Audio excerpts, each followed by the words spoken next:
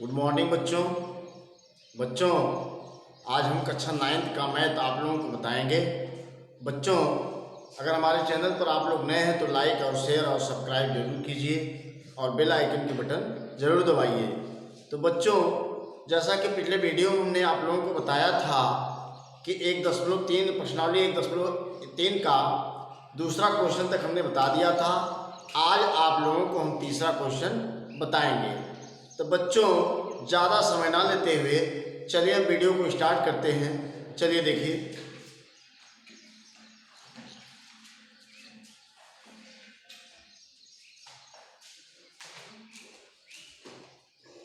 तीसरा क्वेश्चन देखिए। निम्नलिखित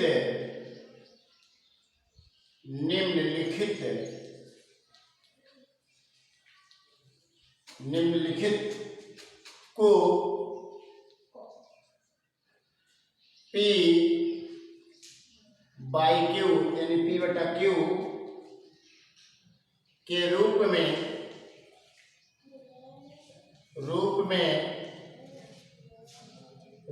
व्यक्त कीजिए।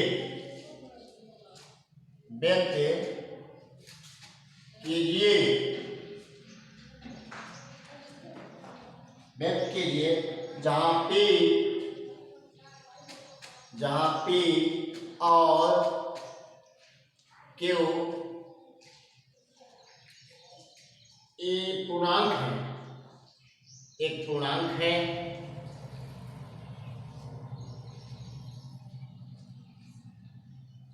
है तथा Q नॉट इक्वल टू 0 है। तो ये हमारा क्या है, ये कह रहा है सवाल कि निम्नलिखित को P बटा Q के रूप में व्यक्त कीजिए जहां P और Q एक पूर्णांक है तथा Q नॉट इक्वल टू 0 यानी Q बराबर 0 नहीं होना चाहिए। तो चलिए इसको हल करके बताते हैं। पहला क्वेश्चन देखते हैं इसका। पहला क्वेश्चन देखिए इसका।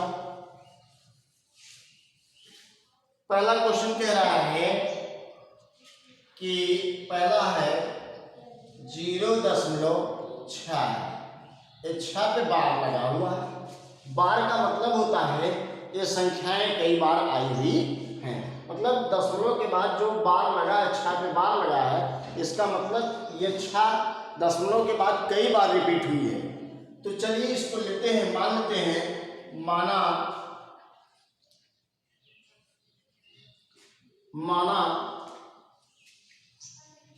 x बराबर 0.6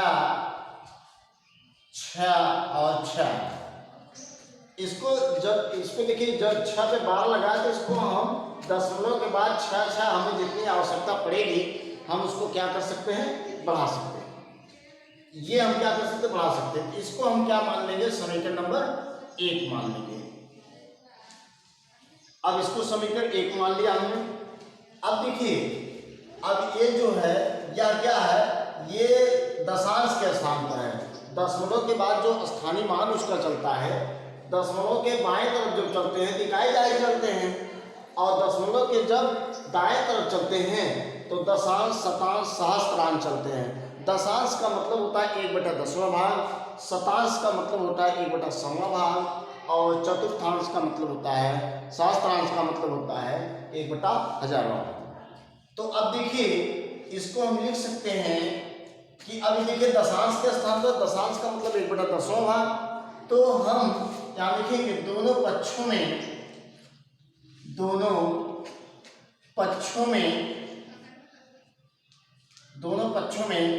10 से गुणा करने पर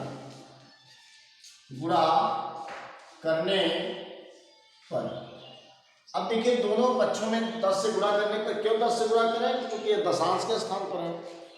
अब देखिए x गुणे 10 बराबर इधर हो जाएगा 0.66 गुणे 10 हो जाएगा।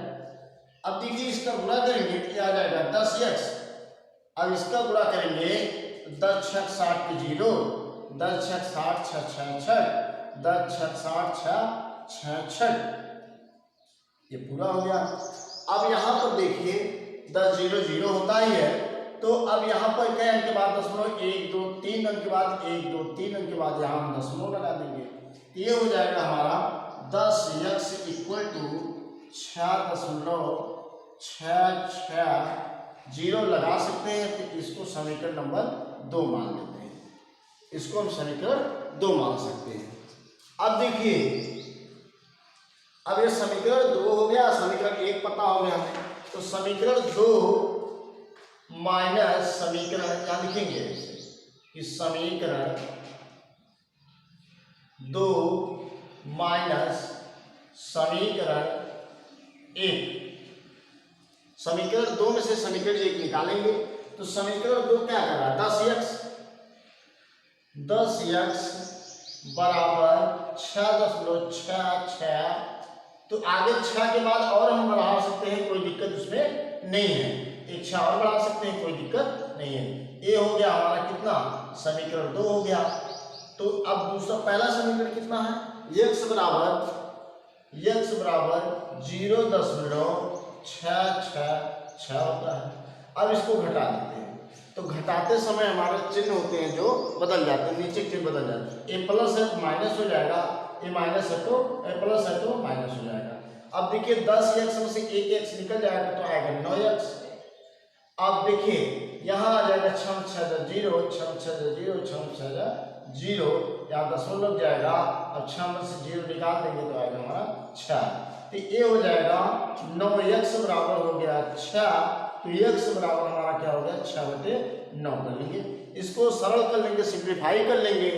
अब देखिए 2, अब इसको 2 से कटेगा लेकिन ये नहीं कटेगा, 3 से काटते हैं, 3 दूना 6 3 त्रिका 9, तो x बराबर हमारा कितना आ गया 2/3, तो यही हमारा आंसर हो जाता है। x बराबर कितना आ गया 2/3 हो जाता है। तो ये पहला क्वेश्चन हमने आप लोगों को सॉल्व करके बताया। अब चलिए इसी का दूसरा क्वेश्चन देखते हैं, इसी नंबर का दूसरा क्वेश्चन, इसी नंबर का दूसरा क्वेश्चन देखिए। दूसरा क्वेश्चन कह रहा है कि 0.47 अब देखिए ये 7 पे बार दिया है और 7 किसके स्थान पर है, ये 7 जो है हमारा है ये दशमलव बाद चलिए दशांश और शतांश के स्थान, शतांश का मतलब 100वां भाग, 1/100वां भाग। तो अब देखिए इसको हम मान लेंगे, माना x बराबर 0.4777, और भी आवश्यकता अगर हमको पड़ती है तो ले सकते हैं, क्योंकि हम 7 को कई बार क्यों बढ़ाए, क्योंकि 7 को इसलिए हमने बढ़ाया कि 7 पे बार लगा है, इसका मतलब ये 7 कई बार आया हुआ है। अब ये समीकरण नंबर 1 मान लेते हैं, समीकरण 1 मान लेंगे। अब देखिए 100 से गुणा करना हमें, तो हम 100 से गुणा कर सकते हैं, चाहे तो हम 10 करके 2 बार गुणा कर सकते हैं। चलिए हम लिखते हैं दोनों पक्षों में 10 से गुणा करने पर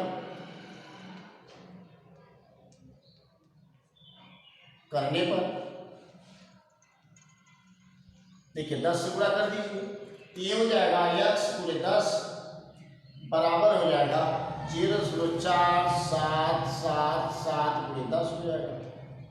अब देखिए इसका हो जाएगा 10x बराबर हो जाएगा 10 7 70 के 0, 10 7 70 7 77, 10 7 70 7 77, 10 चौके 40 7 47 हो जाता है। 1 2 3 4 के बाद दशमलव है, 1 2 3 4 के बाद यहाँ हम दशमलव लगा देंगे, तो ये 4 के बाद दशमलव लग गया, तो ये आ गया हमारा 10x बराबर हो गया 4.777, इतना लिख सकते हैं, इतना लिख सकते हैं। अब ये हो जाएगा हमारा दशमलव बाद, देखिए ये हमारा समीकरण 2 हो जाता है। अब समीकरण ये 2 हो गया। अब फिर हम क्या करते हैं, फिर अभी हम 10 से, चूंकि 100 से गुणा करना था, हम डायरेक्ट ना करके हम 2 बार गुणा करते हैं, तो यहां फिर लिखेंगे समीकरण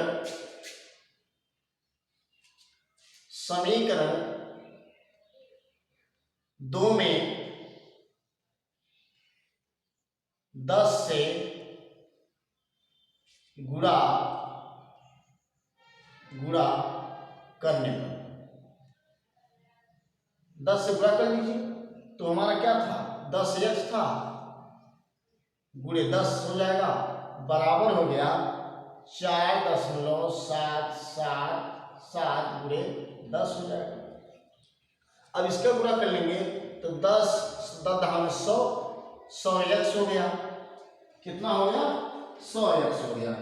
अब देखिए 100x हो गया बराबर यहां कर लेंगे 10 सत्ते 70 के 0 10 सत्ते 70 के 0। अब यहाँ पर देखिए 10 सत्ते 70 नहीं यहाँ पर पूरा फिर से देखिए 10 सत्ते 70 के 0 10 सत्ते 70 7 77 के 7 10 सत्ते 70 7 77 के 7 और 10 चौके 40 7 47 हो जाता है। तो यहाँ क्या अंक के बाद दशमलव है 3 अंक के बाद 1 2 3 तो यहाँ 3 अंक के बाद दशमलव लगा देंगे तो ये हो जाएगा 100x बराबर हो जाएगा हमारा 47.7 और 7। इसको चाहते हैं तो और आगे हम बढ़ा सकते हैं। अब देखिए ये समीकरण नंबर हमारा कितना हो जाता है 3। समीकरण नंबर हमारा 3 हो गया। अब ये समीकरण 3 और समीकरण 2 को हम क्या करेंगे माइनस कर लेते हैं। समीकरण 10 और समीकरण 2 को हम क्या कर लेंगे माइनस कर लेंगे। अब देखिए यहां पर हम कितना कर सकते हैं इसको हाँ अब यहां पर लिखेंगे समीकरण 3 माइनस समीकरण 2। समीकरण 3 में से समीकरण 2 निकाल देंगे। समीकरण 3 क्या है 100x बराबर 47.777 और ये है कितना समीकरण 2 हमारा है 10x बराबर है 4.777 है। इसको घटा दीजिए। अब घटाते समय नीचे चिन्ह बदलता है तो 100 में से 10 निकलेगा तो 90x बराबर हो जाएगा 7 में 4 3। यहाँ इसके स्थान पर 0 हो जाएगा 0 0 हो गया और 7 में 4 3 ये बचा 43। अब दशमलव के बाद 0 का कोई वैल्यू नहीं होता है कोई महत्व नहीं होता तो x बराबर ये हो जाएगा 43/90 आ जाता है। ये हमारा आंसर हो जाता है। तो इस तरह से हमने आप लोगों को दूसरा क्वेश्चन भी सॉल्व करके आप लोगों को बताया। अब हम अगला देखेंगे। अगला इसी का अगला क्वेश्चन है इसी का तीसरा नंबर क्वेश्चन है। तीसरा नंबर क्वेश्चन क्या कह रहा है कि ये तीसरा नंबर में है क्या कह रहा है 0.001 ये तीनों पे बार है। किस पर है तीनों पे बार है। तो इसको माना x बराबर 0.001 फिर 001 फिर 001 इसको 3 स्थान तक बढ़ा सकते हैं। इसको समीकरण हम नंबर 1 मानते हैं। इसको समीकरण 1 मानते हैं। अब देखिए तीनों पे बार है और तीसरे स्थान तक है शतांश के स्थान पर है सहस्त्रांश। सहस्त्रांश का मतलब होता है 1/1000वां भाग। तो दोनों पक्षों में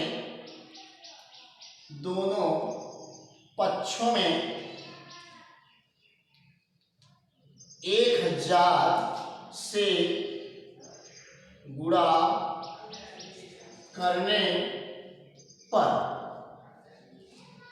अब गुणा कर लीजिए तो ये हो जाएगा x गुणे 1000 और ये हो जाएगा बराबर ये 0.001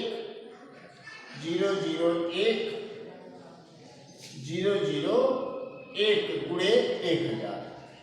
अब गुणा कर लीजिए। इसका गुणा करेंगे तो यह जाएगा 1000x हो जाएगा बराबर इसको गुणा करेंगे। अब देखिए गुणा करके हम समझ लेते हैं कैसे गुणा होता है। अब यहाँ पर 0.001 इसको गुणा करेंगे किससे? 1000 से। 1000 से गुणा करके देख लीजिए। जीरो में देखिए क्या बार है, 1 2 3 4 5 6 7 8 9, 9 बार है तो 9 जीरो। 1 2 3 4 5 6 7 8 9। क्यों हमने 9 बार जीरो लिखा? क्योंकि जीरो में किसी संख्या का गुणा करेंगे तो उसका जो मान आएगा वो जीरो ही आता है। अब देखिए इसका भी कर लेंगे। 0 1 2 3 4 5 6 7 8 9, ये हो गया। अब एक का गुणा एक में करेंगे, एक करने एक, 1 0 0 1 0 0, एक करने एक, 1 0 0 1 0 0। अब देखिए फिर क्या करते हैं, फिर एक करने एक, 1 0 0 1 0 0 हो गया। अब इसको हम क्या करते हैं, इसको जोड़ लेंगे। 0 0 1 0 0 1 0 0 1 0 0। अब यहाँ करने के बाद दशमलव लगा है। 1 2 3 4 5 6 7 8 9, 9 के बाद दशमलव लगा तो यहाँ पे लगाइए। 1 2 3 4 5 6 7 8 9, तो यहाँ लग रहा है।